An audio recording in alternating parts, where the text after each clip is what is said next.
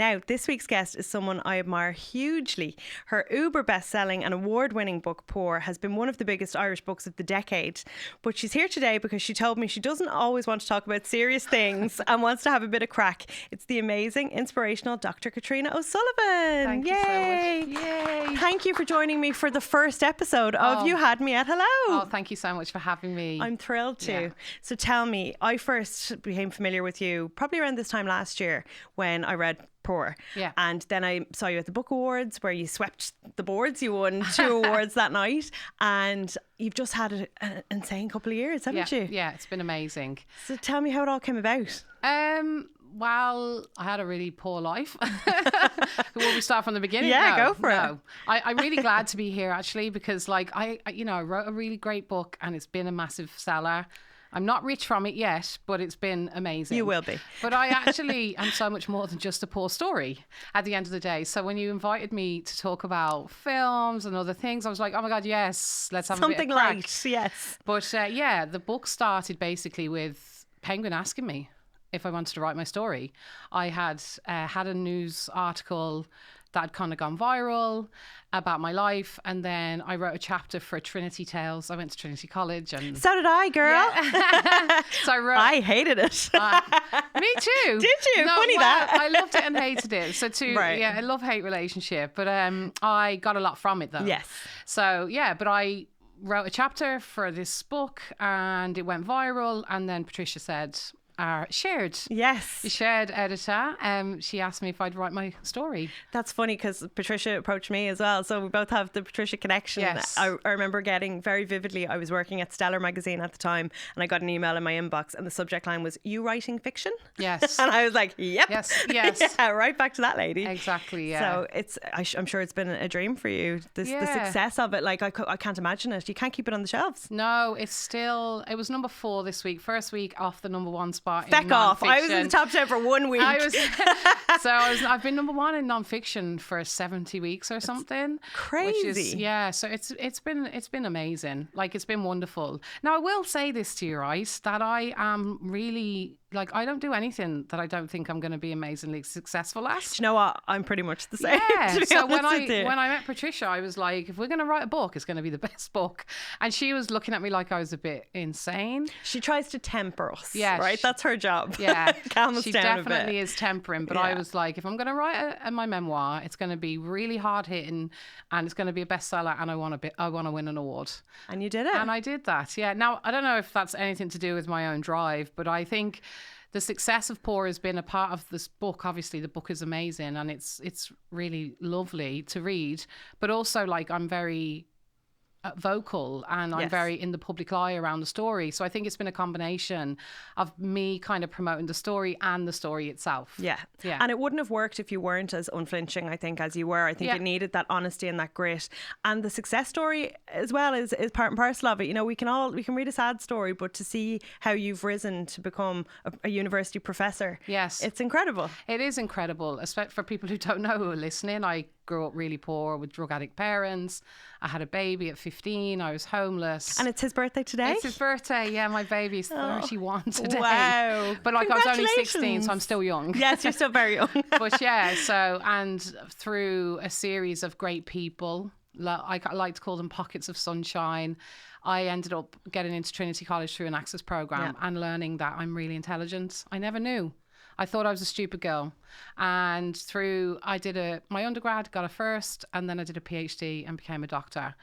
But like, I think my success, Vicki, we all talk about the academics, but like, I'm actually really loved. Your personal life is very successful as well. Yeah, like I have a wonderful marriage. Yeah. And I found my Mr. Wonderful. Well, that's another reason I wanted you to come on and talk about love, because you're a great example of it. Yes. It's amazing. Yeah. So tell us, what film have you chosen to discuss today? Oh, the one and only original Pretty Woman. Amazing. Oh my gosh. Like, I don't know if it's appropriate to say this, but like at 14 or like I was obsessed. Oh, I with was this. young when I was into obsessed. it, and maybe didn't understand all of it, but got the gist. Yes, but I absolutely loved it from the beginning. Know every single word, still do. Even though you asked me to watch it again, I was like, I don't need to watch it again. No, I know, but it's so good when it's so fresh in your mind, right? Yeah. I was the same. Like all the films that I've asked people to watch for this podcast, I'm rewatching them as well at a forensic level. Like it took me 5.5 hours to watch Titanic because I had to keep pausing it. Yes. But it just you see so many different sides of it when you're watching it through a critical lens. Exactly. And my degree is in film studies. Amazing. But we never got to watch films like this. Really? You know? Really? No, I think we watched P.S. I Love You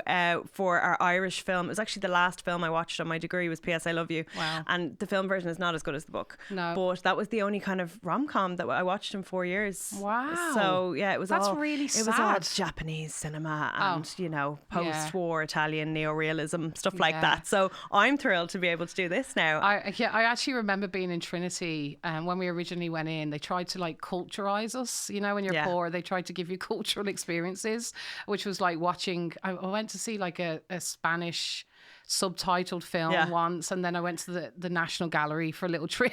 But that's good that they do. I went to Trinity but didn't get, I wasn't through the access programme, so I was thrown in exactly to the world of jolly hockey sticks. Yeah, but they could have done with being culturised themselves. Maybe they should have come over to Summerhill and understood what it was like to get your hair cut or your nails done over there, and maybe, the kids in Trinity need to have the other type. Absolutely. Rather Field than, trip. Yeah, exactly. But a rom-com, I love Pretty Woman, my favourite film when I was I'm young. thrilled you picked Pretty Woman because it's such an iconic film, and actually a few people wanted it, but I gave it to you. Oh, I'm so happy. So Pretty Woman was directed by Gary Marshall, who's an all-timer rom-com director. Like this man's CV, he was known initially for writing TV. He wrote The Odd Couple, Mork and Mindy, and he was an actor, but he struck gold in the late 80s with a trio of iconic films.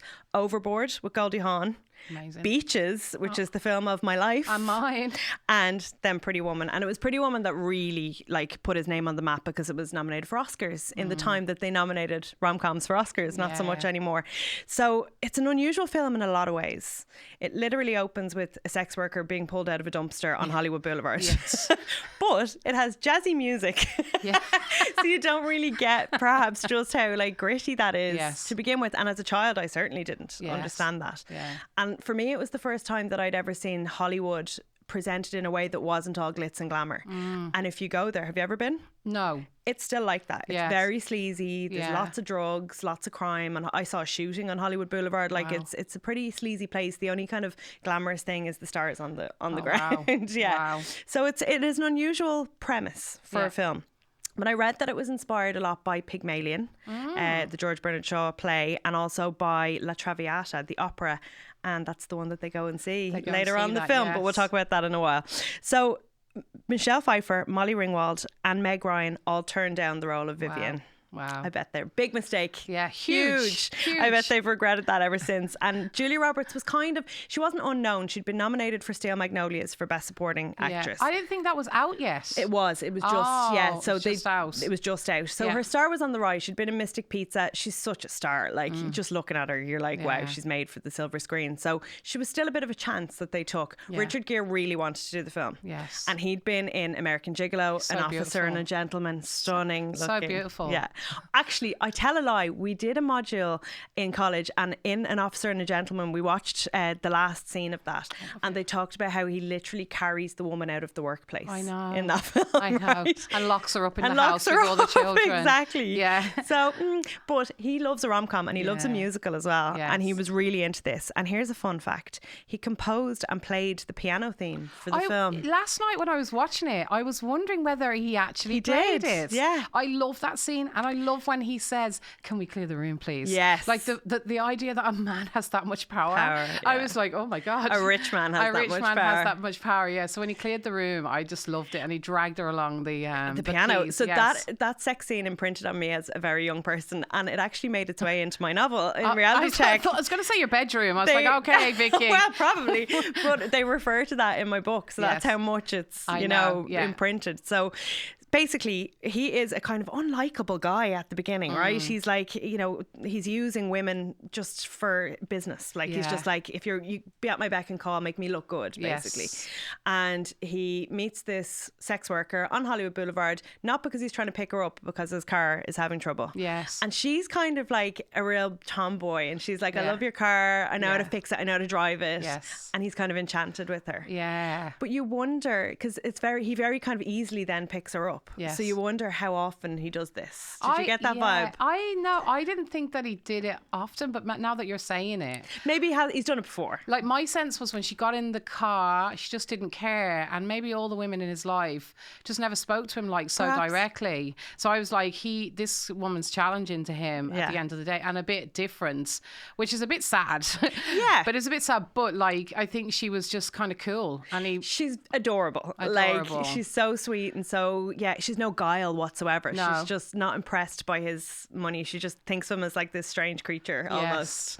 And he's kind of fascinated by her. But she's wearing a wig for the first good chunk of the film, and it's hiding the Julia Roberts of it all, isn't it? Like, as soon as she takes the wig off, you're just like, no, it's like she's a reveal. not that person. Yeah. And like, we should have brought a photo. Like, my hair was exactly like that. Send it to me. We I can put it will. in. I have I've kind of like reddy brown hair, and I had a perm, and it was long and wavy. I was like, fabulous. wanted to be like Julia Roberts Because she's iconic. Like, yeah, and she's so beautiful. This was the making of her. She was nominated for Best Actress. She didn't win, but this really put her on the map. And then she made some funny choices in her career. She did like Flatliners with Kiefer was amazing, Sutherland. though. It's a great film, but it just was a left turn for her. She did The Pelican Brief with Denzel, John Grisham adaptation, and she found her way back to rom-coms eventually. Yes. With Runaway Bride, which came in 1999 and is another Gary Marshall film. Oh, yeah. Yeah, so same director, same coupling. And I rewatched Runaway Bride yesterday just for something to do, and it's amazing. I watched it a few weeks ago because I mentioned to you when my book came out, I've had so many people get in touch with me,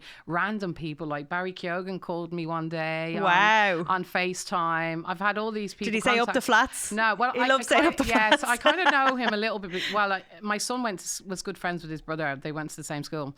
And so, but the producer of Runaway Bride, Karen. So that was one of her big productions. Hook me up with Karen. I know. I have some rom-coms for Karen. So she produced it. She got in touch with me because she was working on this documentary in the US with someone else, and she asked me if I would actually be an advisor to this documentary they're doing on this this girl from the US who's really poor, and she loved my book. She's been amazing. Wow. So she came to. I did a talk in the London Irish Centre. She came along and she was the main producer of Runaway Bride. Well, tell her it's honestly top 5 for me of all time. And one day, like, we're having a conversation, she just went like this, and Julia said that, and I was like, hold on a minute, do you mean Julia Roberts? Like, I was trying to act all cool, but I was like, this is amazing. Yeah. Like, yeah. So and Julia had her own Runaway Bride moment in culture. Do you remember this? So she was supposed to marry Kiefer Sutherland, and a couple of weeks before the wedding, she called it off, ran off with his best friend Jason Patrick to Ireland. Yeah. Oh, thanks, Julia. Yes. And well, I think that's why she did Flatliners, because she was with him. Yes. Yeah. So, or did they meet on that? There was something to do with Kiefer anyway. Yeah. Look, in my head, she did it because of him. Right.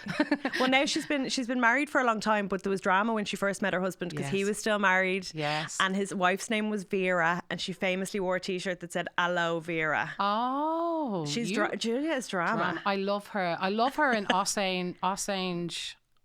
August or Ossange County. Oh my God, that is brilliant. That is one of her best Meryl movies. Streep. Yes. That's a film based on a play. I don't know if it translated as well to the film. I just loved it though. I think it just reminded me of my family. I was just like, that's me, that's my mum, that's all of us. Just we're all messed up, and this is what happens when we all come together. Yeah, I loved it. Human behaviour. So, like I said, this is not a meet cute when they meet, right? Nothing cute about it, but she's adorable, and she picks him up, and there is a power imbalance because straight away, she's working for him. Yes, but he's also giving her money, so she's getting something out of this kind of relationship, and he pitches it as not like, will you have sex with me for a week? It's, will you be my date? Will you escort me to these business meetings and business events for the week? And she's thrilled because she's getting $3,000, which in 1990 would have been a lot of about money. 20 grand in today's money. Yeah. So there is a power imbalance. It is a bit creepy, but at the same time, you have the feeling that Vivian is giving as good as she gets. I think so. And actually, like, the interesting bit when they first have sex, or you don't see the sex scenes obviously, but they hint enough. They hint enough, but it takes ages for it to happen. And you, as the watcher, you're uncomfortable waiting for it to happen as well, because she's so good. Yeah. She's really uncomfortable. She's fidgeting. She's kind of waiting for it to She says to happen. him, "You don't have to seduce me. I'm a sure thing." I'm a sure thing, exactly. And she pulls out the condoms. Yeah. And she's like, "I have a gold one," and he just kind of like doesn't really. I think he doesn't know what he wants. No, he doesn't. But he knows that he wants to be around her because she has this like vivacious nature. She's like just out. He's working and she's watching TV. Yes. And she distracts him with her beauty and her vivacity. Yeah, she's Yeah. amazing. So, I mean, the film is known for a few key scenes, and one of them is when he tells her to go and buy a dress. Oh my. He's taking her out for dinner. He gives her a wad of cash, and she only has her working girl clothes with her because it's the next morning. And she goes to Rodeo Drive, which is actually a bit of a kip. I'm not going to lie to you. I was very disappointed. I know. But she goes into these boutiques and the snotty girls won't wait on her. Oh my God, I love it. And it ends up that the hotel manager kind of comes to her rescue and sends her to his friend in a department store, and she looks beautiful. That hotel manager, he's very famous for being in all of Gary Marshall's films. Oh, wow. They're best friends. Oh, wow. So he's in everything from Beaches, where he plays the reverend that marries them, to Runaway Bride. He's Richard Gere's best friend. So his name is Hector Elizondo, and he's just like a rom-com stalwart for me. Completely off topic. In Beaches, who are you? Which one would you be? Oh, Cece Bloom, baby. Me too. I'm just checking because I don't know if I could stay on the podcast if you were. Oh no, I'm not a Hillary Whitney. No. Same. So my next book is inspired heavily by Beaches. So me and my best friend Louise, who I grew up with, she's in my book. Like, we've committed to living together when we're older. Yes, completely. I've done that with my gay husband. Yes, so we're going to leave our husbands, if let them be on their own, and we're going to actually live on a beach together. Like, that movie is just who we were, and even like when we were kids. So I was really skinny, not anymore, unfortunately, or fortunately, depending on your preference. But she was a little bit chubby, and I was always really athletic. So she was always, I'm that one and you're this one. I'm like, no. I want to be her. So I really wanted to be Bette Midler. Isn't it funny how you imprint on characters at such a young age? Yes. Like, next week we'll be talking to James Cavanagh about Titanic, and I was talking about how I imprinted on that film as a whole at 11 years old. It's really crazy. Yeah. Yes. Like, so much of my aesthetic sensibilities, you have to listen to the pod when it comes out. So the one thing I thought about this scene, obviously there's the big famous quote when she goes back and says, big mistake, huge, and she shows them all her shopping. Yeah. But I always thought, I'd love to be taken on a shopping spree by a rich man, even though it's, we're meant to want to be strong, independent women. Yeah. But I think for me, I'd only want it if there was the emotion involved. I think that's the difference. I know, I probably wouldn't care. I'm just being honest with you. Yeah, I mean, what bothered me about that though, even last night, it's funny, because I'm like, I'm not here for the sob story. I'm not a poor person. Like it really, the way they over exaggerate, like how bad she looked. Like, I kind of like her original outfit. Oh, it was hot. Like some of the shit she wears. The boots were a bit much. But... Yeah, no, I don't know. I wouldn't have been able to walk in them, but like I kind of liked them. But like the way they... Like some of the stuff she wears, I'm like, I don't really like that outfit. It's a bit hicky or something, isn't it? Maybe it's from the 80s, who knows, or the 90s. But at the end, I was a bit like, but then women in the shop, as soon as it gets to that point in the film, and I know it's coming, the rage, heckles go up. The rage. Yeah. But I would like to be, I'd like a rich man or woman to give me their gold card. Yeah, like I think it's the fact that there's sex in the equation as well. I know. You'd like the sex in the equation or not? No, I just like the money. Yes, if someone said, do you want to buy a lot of really nice outfits on me, I'd be like, sure, why not? I just wouldn't probably go into the shops. I'd just be sitting there online the whole time, and 100%. I'd still look for the discounts. I don't know whether that's a body image thing, but I hate shopping. Me too. So like, I don't think I'd be sweating in the shop, hating my life. So. Yes, I'm the same. But it's a great scene, and Gary Marshall is like the king of the montage. Oh yeah, where she comes out in all the different outfits. Wow, women do. The soundtrack's unbelievable. I think the soundtrack goes a long way to kind of mitigating the seriousness of the film. 100%. Right? It's poppy, it's upbeat. sweet. Yeah. So that's one of the really famous scenes. And one thing, like the romance, they really have amazing chemistry. Oh my God. And like he is like 16 or 17 years older than her. Yeah, in real life, yeah. Like that happens in all these movies. Like this older man. He was 40 and she was 22. Yeah, so like but he, like I loved him. Like it actually taught me something about relationships that wasn't true. Right. Like it made me expect things that actually were Really? never, like, yeah, that some man was going to come and rescue me. But she rescues him right back. I know, fuck off. Excuse my language, but she doesn't. Curse all you yeah, like. but like I know, I love that bit at the end. She teaches him to be a better man, doesn't she? She gives him a conscience. Yeah, but come on, like that is like we cannot teach men to be look, better. It's a fantasy, and like one thing I always say is that all the best rom-coms are a bit fucked up. They are fucked They're up. mildly fucked up. Yeah, There's they sometimes are. stalking going on, like lots of stalking. We painted it in our brains, but like there hasn't been huge successful rom-coms lately, and I think it's because we take them too seriously. Yes. I think in the 80s and 90s you were allowed just pretend, like, and allowed to get carried so, away. Yeah, everything's so moral. politically correct. I know. Which is great. I obviously don't want anyone being horrible or Yes. but like I think we just don't have the imagination for these things that we used to. And he was a bit cold, and I loved the way he talked about his dad, and then we talked his dad died, and and then the relationship with the older man. I'm jumping into the story here. You definitely have to watch. No, you have to watch. This is not a spoiler-free podcast. You have to know what we're talking about. But like you can see, it's very believable how their relationship evolves and grows and becomes more intimate when it's about like real things and less about sex. Yeah, and she seems to challenge him in ways that nobody else does. When she asks him about his business and why he's always buying things and getting rid of things and not growing things, that's really lovely. And they're actually very willing students of one another. Like she's very willing to like better herself in terms of like the Liza Doolittle, you know. I just kept thinking of Pygmalion and My Fair Lady when I was watching it. But he's also like, you know, he goes for a picnic and he takes off work and he eats a hot dog. I know. And he does things that he normally wouldn't because of her. Yes. And I think that's so special. Laying like broccoli. Yeah. It's a brilliant script. Oh, brilliant. Like it's so beautifully written. But do you know the famous scene when he takes her to the opera and he's showing her the jewellery box? Yes. And he snaps it and she laughs. You know, it's wholly improvised. Yeah, he made that up. Which I read that love, before, yeah. Because when you watch it now knowing that, you can see she's like, oh my God, and he's like pissing himself. I know. It's so cute. I love the scene at the opera. Yeah, like I'm not even watching the opera and I cry at that scene. When I'm looking at her face crying. Well, so that is the story of the film, which I didn't know until I was researching this. I didn't know that La Traviata is about a prostitute who falls in love with a rich man. Now, that's very tragic. It has a very sad ending where she dies. Yeah. So, okay. It's not a good version of it. But I just found that so interesting in this like popcorn rom-com that they put this serious opera, and it has these kind of cultural ties. I know. And how beautiful does she look? Not only red does dress. she look beautiful, but like she's such a good actress. When she's watching, like I was watching it last night, I was like, she's not even watching this opera, and I'm feeling her emotion. I'm feeling her emotion, and you know that she's properly emoting. Yeah. I was like, this is amazing. No, she's vastly underrated. I think she's only got one Oscar, right, for Erin Brockovich. Oh, yeah, was it? Or did she not get one for Still Magnolias as well? No, she was nominated for Best Supporting, which she didn't win. That she was brilliant in that as well. But Dolly Parton was amazing in that as well. I actually, though, what I was saying to my husband last night, come on, Dave, we watch. And like, men refuse to watch Pretty Woman. I think I've had Joe watch it once. And like, what's wrong with them? I know. I think a lot of guys just see things at face value. Yes. And they're like, chick flick. Yes. You know, and like I was really... The men in the room could disagree. Yeah, they're not. No, they're shrugging. He loves it. Someone just jumped in with, I love it. Yes. Good man, Shane. Yes. But like, yeah, it is a girly film. Like it's a fantasy. It's a princess fantasy. Literally, she talks about that. So Vivian she's interesting because she is a prostitute. She's a sex worker. But you don't really know how experienced she is at it. You kind of feel like she fell into it. Yes. Which we find out later that she did.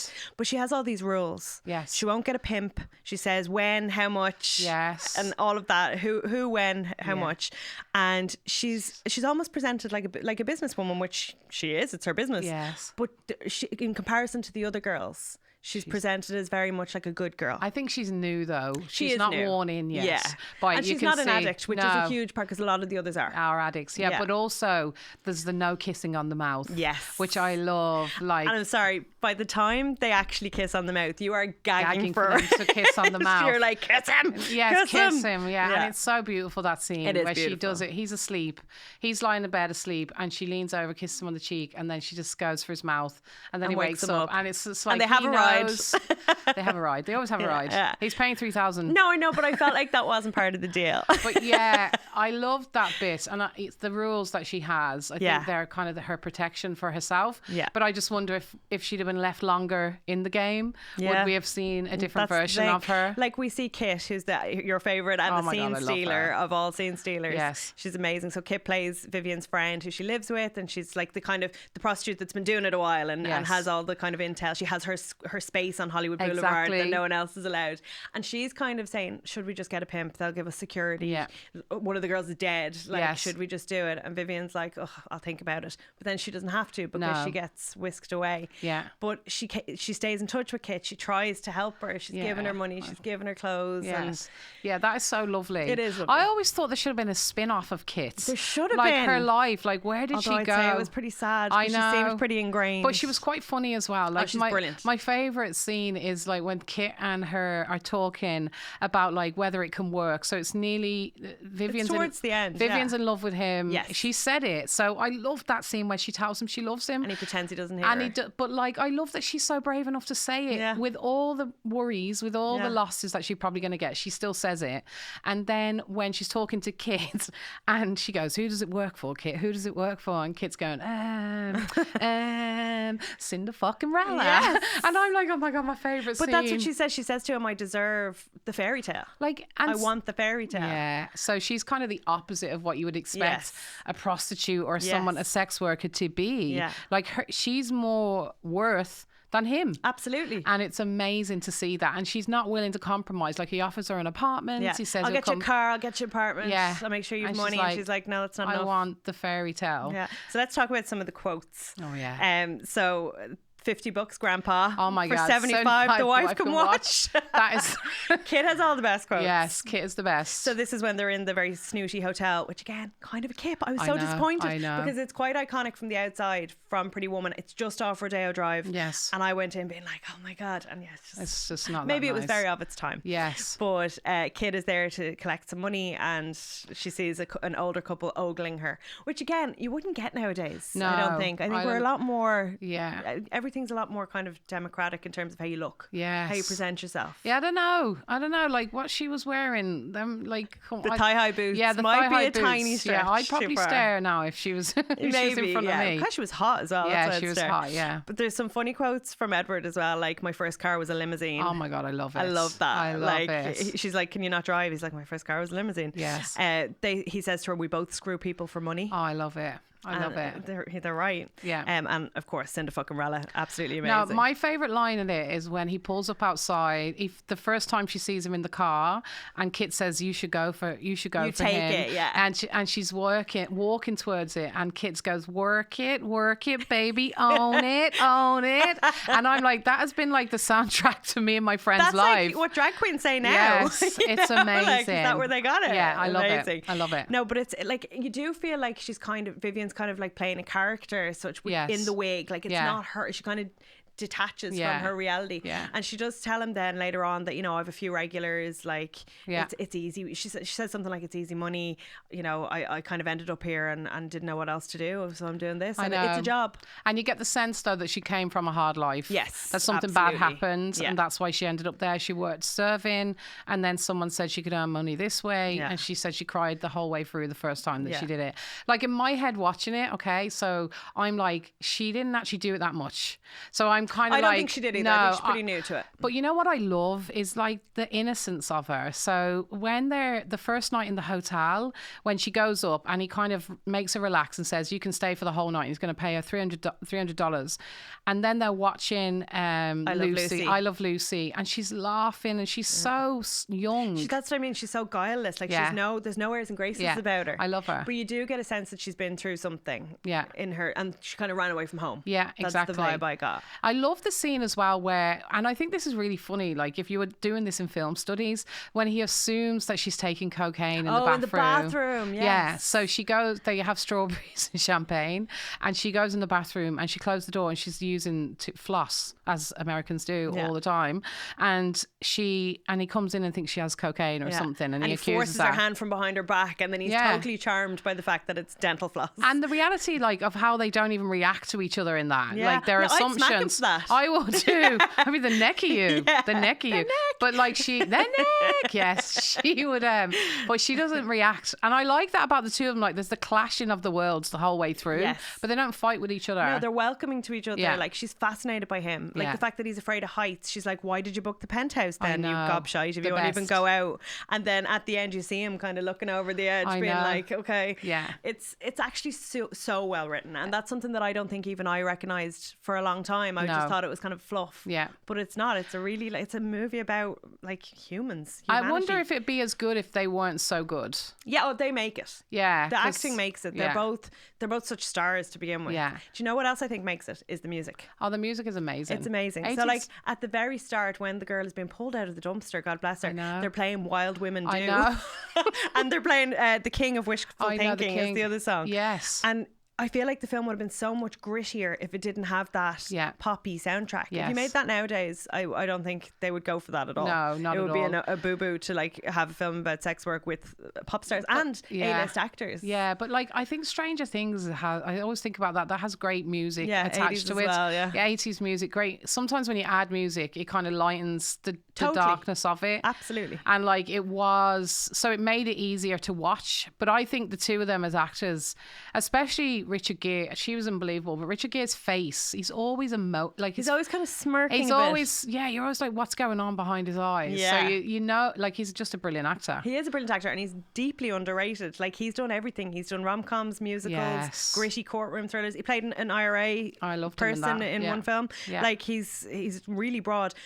They're both quite famous for their personal lives as well, because straight after Pretty Woman he married Cindy Crawford. Oh yeah, I remember that. And became one part of like a Hollywood super couple. Forgot all about that. And that now he's a very famous Buddhist. And Julia is a very famous Hindu. I know.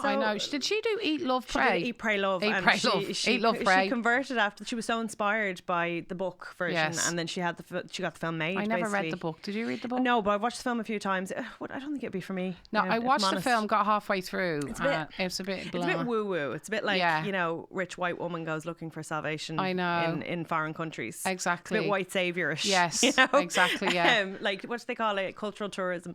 Oh. I mean, I don't, like, I think we're all able to absorb things from wherever we are in the world. But it's just a bit of one of those. I got halfway through and I didn't watch it because I kind of knew what was going to happen and it was annoying. Yeah.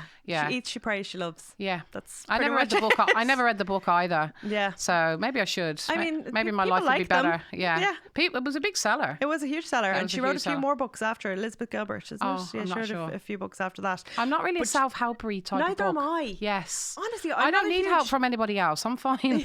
that's the chutzpah. Yes. Your book was probably the only non-fiction book. I read your book and I read Barbara Streisand's book. Oh, well, last year. See, I read Viola Davis. Yeah. So I'm not like, please buy my memoir, but I don't and buy my novel. But I don't buy memoirs. I don't really read memoirs. Really, like they're the only non-fiction I like. Andre Agassi, fantastic. Viola Davis. Did you read Barbara Streisand? No. It's so big and so long. Yeah. And actually, I would recommend that you listen to it. Yes. She's absolutely hilarious. Yes. She sings, she does the voices. Yeah. Like, oh my God. It's so long, but I never wanted it to end because it's just her talking about like her nails and her clothes, like more so than any of her projects that she's ever I think that would bore me a little bit. I'm not a big Babs fan. No. Right. No, I do like her singing. Yes. So I love her songs and everything. She would hate that. She's an actress. Oh, no. I love her. Oh, well, she's a good actress as well. Sorry, Barbara. Sorry, if you're listening. But yeah, memoirs is not my thing. Right. But or self-help. Like if you get I remember I tried to read The Power of Now and like I couldn't even be in now reading it. I mean, that was an Oprah's book club pick when I was quite young and impressionable, and even then I was like, it's a load of crap. No. I think the one I read and loved was Feel the Fear and Do It Anyway. Oh, well, it's because very 80s again. Yeah, it's a woman though. So no, it's not. Is it not? I don't think so. I thought it was maybe it's a woman. Melody. Oh, maybe it is. I thought it was a woman who wrote that. And now I'm not into like meditating or I like journaling because I like to write. Yes. But I'm not like putting it out in the universe. No, neither am I. Get in your body, just do all this. As Kim Kardashian said, get your fucking ass up. I actually, when I was in Trinity and I was working, I did a mindfulness course and I actually went off my rocker doing the mindful course. When I do yoga, I can't breathe because I'm thinking about breathing too much. Yes. No, I literally. Feel like we're similar guys. I don't think. Well, actually, people who have trauma are not supposed to do mindfulness. Are they not? No, they're supposed to do. It brings you back. Yeah. They're supposed to be out of their body. They're not supposed to be in their bodies. Well, they are, but they're supposed to do it in a different way. So it can be quite harmful for some people to go in and just be mindful. Because you're escaping for a reason. Of course. And so I did it, and I remember being in. So I did this 12-week course for staff. After 4 weeks, I nearly had a complete meltdown. Because it was bringing you back. Yeah, it was awful. Transporting you. And the woman who was running it, just keep going with the practice. I'm like, I'm gonna die. But did you find that difficult in writing your book, having to relive things? You know what? I've been in therapy for a long time. I wouldn't recommend anyone write a memoir, especially like mine, without having therapy. Yes. And so, yeah, it was hurt. It was really sad at times, but then it was really funny as well. And I rediscovered my mum. Yes. Which was gorgeous. Yeah. So I love think all the pictures you share of your parents. Oh my God, yeah, because I love my parents. Addiction is depicted as this horrible thing where a person's just one-dimensional. Yeah. And my mum was great crack, and she taught me how to say "fuck you" like nobody else could. At the end of the day, so there's no surprise you like a film with a strong female character. Oh, I love female characters. So let's talk about the ending. Oh, do you like it or not? People are torn on it. I always want a happy ending. Yeah. Always want it to be happy, and I always want the woman to get whatever she wants. Yeah. But it just I would have probably preferred it if she just drove off into the sunset. Yeah, or said no to him when he arrived. I don't know. There's a part of me that was like, I hate the idea of a man rescuing a woman. Yeah. It just really pisses me off. So what happens is she gives him a conscience, and he says to the person whose company he's been trying to demolish, let's work together. Yes. And then he says, God, I need her. So he goes after her. He buys some cheap flowers on Hollywood Boulevard, and he's in the top of a limo coming down the street playing the opera, playing La Traviata, and she's hearing it, and all of a sudden it's like she knows it's him. I'd be like, who the fuck is that? I know. Who's that? With their bleeding loud I music. know.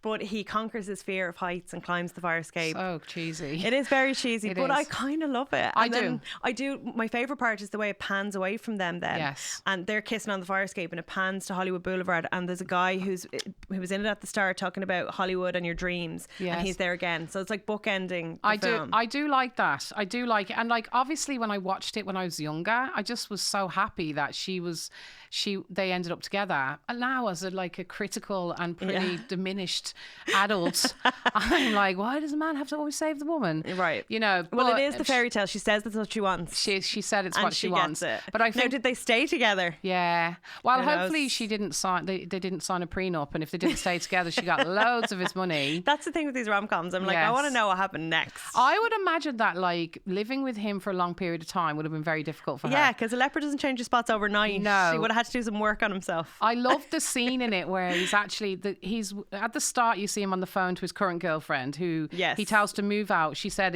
she speaks to his secretary more than him. Yes. And then he goes to this thing in the middle of the film where there's another woman who he used to date, and he says to her, I love that. Yeah. Was I did you speak to my secretary more than you spoke to me? Because he's kind of reflecting on how bad he was. And she said, oh yeah, she was my bridesmaid at brilliant. my wedding. And that's actually within the first minute of the film. So you get straight away that he kind of is a bollocks. Yes. But I do feel like he's a reformed bollocks by the end. Yeah. I think she changed him. And isn't that what love does? But it's transformative. No.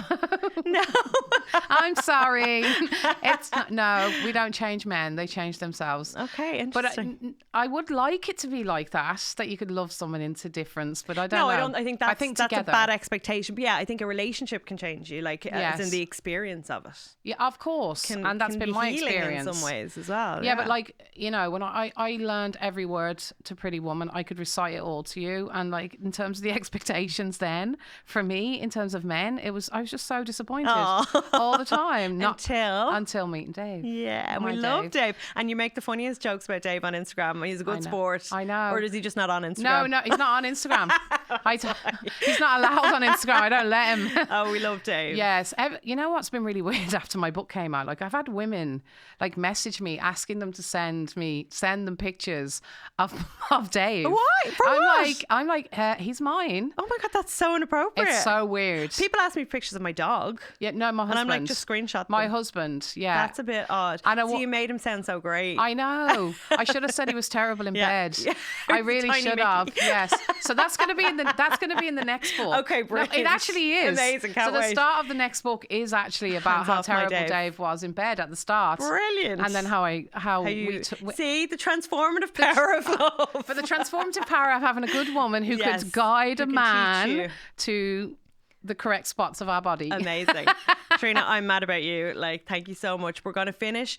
You had me at hello by giving it a cheesy popcorn rating. Okay. Pretty Woman out of 5. How many cheesy popcorns? I definitely give it 4.5. 4.5. Yes. Okay, I'm probably there with you. Yeah, maybe 4.5. Maybe 4.75 for Oh, me.